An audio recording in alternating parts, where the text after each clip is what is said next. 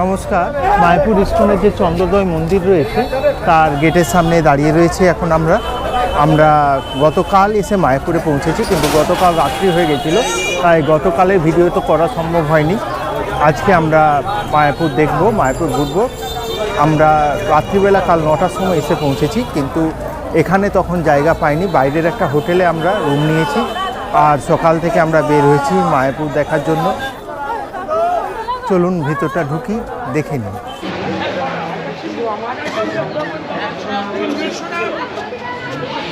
মন্দিরে ঢুকেই আমরা প্রথমে এই মন্দিরের অনুষ্ঠান সূচি দেখে নিচ্ছি। এখানে মঙ্গল আরতি শুরু হয় ভোর 4:30-র সময়, তারপর সকাল 7টায় দর্শন আরতি, সকাল 8টায় ভাগবত পাঠ, সকাল 8:30টায় ধূপ আরতি, বেলা 11:45-এ ভোগ নিবেদন, দুপুর 12টার সময় ভোগ আরতি, বিকাল 4টার সময় ধূপ আরতি, সন্ধ্যে 6টা বা 6:30টায় সন্ধ্যা আরতি, 7:30টার সময় ভগবত গীতা পাঠ, 8:15-র সময় শয়ন আরতি। মন্দির চত্বরে ঢুকেই বাঁহাতি এখানে মন্দিরের চত্বরে বিভিন্ন জায়গা যাওয়ার, বিভিন্ন ভবন যাওয়ার এবং মূল মন্দির যাওয়ার দিক নির্দেশ করা রয়েছে। এখানে বিভিন্ন নাম দেখতে পাচ্ছি: মন্দির, চক্রভবন, পদ্মভবন, শঙ্খভবন, রাধামাধব মন্দির, নবদ্বীপ ঘাট, যোগপীঠ, স্বরূপগঞ্জ ঘাট, শ্রী প্রভুপাদ ঘাট, গঙ্গামাতা মন্দির ইত্যাদি। আর আমাদের সামনে রয়েছে শ্রী প্রভুপাদের ভজন কুঠির, আর এই ভজন কুঠিরে এখন অখণ্ড হরিনাম চলছে।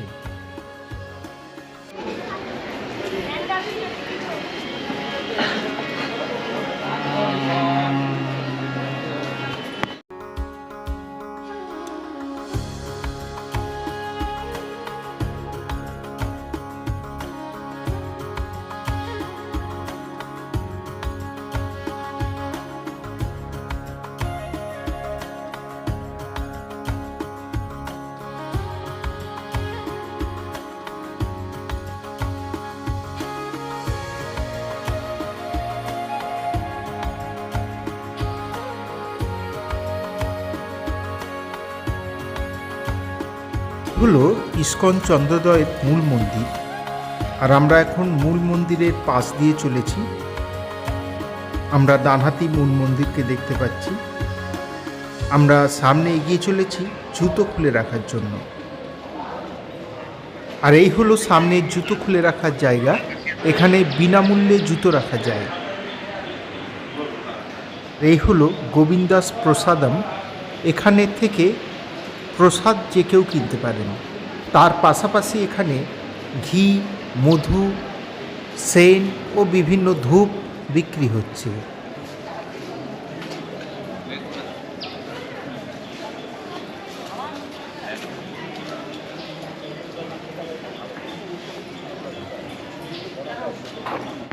এখানে বিনামূল্যে খিচুড়ি প্রসাদ বিতরণ করা হচ্ছে, এবং প্রসাদ গ্রহণের পর যে কেউ এখানে দান দিতে পারেন।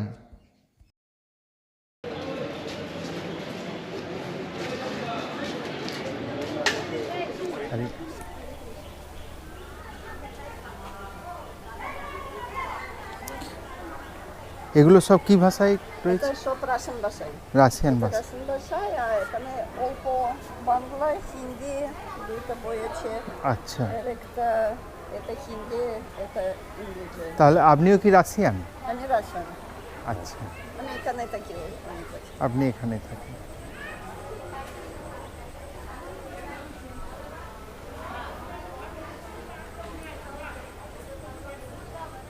রাশিয়ান মানুষজন এখানে আসেন না। অনেক থাকি, অনেক ওই 600 মোটামুটি 600 লোক থাকে, আর ওখান থেকে আবার বেড়াতেও আসছে। চলে যাবে ওইটা সব এখন কার্তিক মাস, তারপরে গাও পূর্ণিমার জন্য আসবে অনেক। আপনি কতদিন আছেন? আমি অনেক 20 বছর বেশি। এখানে বিভিন্ন ভাষায় বইয়ের অনেকগুলি স্টল রয়েছে, সেরকমই একটি স্টল এখন আমরা আমাদের সামনে দেখতে পাচ্ছি। আমরা আমাদের সামনে এখন মূল মন্দির দেখতে পাচ্ছি। মূল মন্দিরের ভেতরে কোনো ধরনের মোবাইল বা ক্যামেরা অ্যালাউড নয়, তাই আমরা মূল মন্দিরের ভিডিও আপনাদেরকে দেখাতে পারিনি।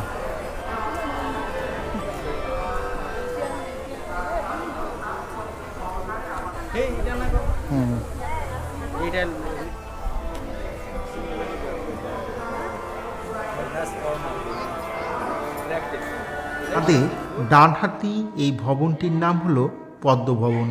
দেখুন ভবনের গায়ে পদ্মের চিহ্ন খোদাই করা রয়েছে।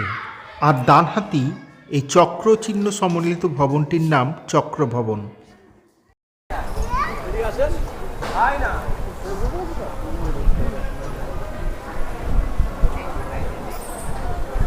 আর এটা আমরা দেখতে পাচ্ছি এটা এখন তৈরি হচ্ছে, পুরো তৈরি হয়ে ওঠেনি। এটা তৈরি হলে এটা সবচেয়ে বড় বৈষ্ণব ধর্মের মন্দির হবে।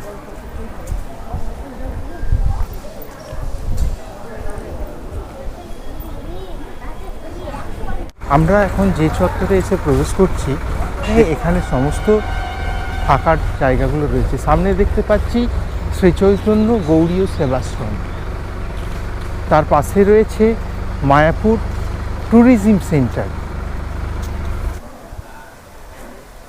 আমাদের সামনের এই ভবনটির নাম গদা ভবন। এখানে থাকার জন্য সুব্যবস্থা রয়েছে। যারা এই ইস্কনে থাকতে চান তারা অনেকেই এই ভবনে থাকবার ইচ্ছা প্রকাশ করেন। এখানে থাকতে হলে ওয়েবসাইট রয়েছে, সেই ওয়েবসাইটে গিয়ে ঘর বুক করতে হয়। তাছাড়াও প্রতিদিন সকাল 10টার সময় এসে লাইন দিলে রুম ফাঁকা থাকলে পাওয়া যায়। আমরা এখন গদা ভবনে রয়েছি। গদা ভবনে যেখানে কুপন দেওয়া হয় সেখান থেকে কুপন নিয়ে নিলাম দুপুরবেলার খাওয়ার জন্য। আর এই আমাদের সামনে রেস্টুরেন্ট রয়েছে, আমাদেরকে বলা হলো এই রেস্টুরেন্টে সাথে যোগাযোগ করে নিতে, কখন কী খাবার পাওয়া যাবে, কীভাবে পাওয়া যাবে সেই সব জানার জন্য।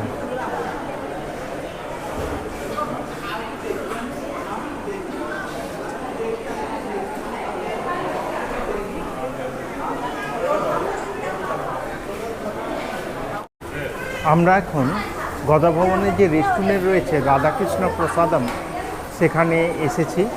আমরা বাইরেই খাওয়া দাওয়া করে এসেছি। তো এখানে দেখুন কী কী রয়েছে।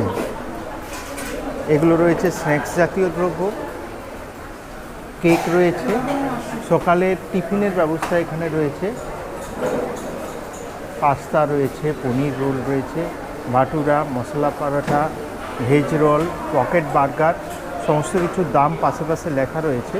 মশলা ডোসা রয়েছে, চাউমিন রয়েছে, ঢোকলা রয়েছে, ইডলি রয়েছে, মিষ্টি রয়েছে এখানে। আর আমরা এখানে টেস্ট করার জন্য নিয়ে নিয়েছি রসমালাই।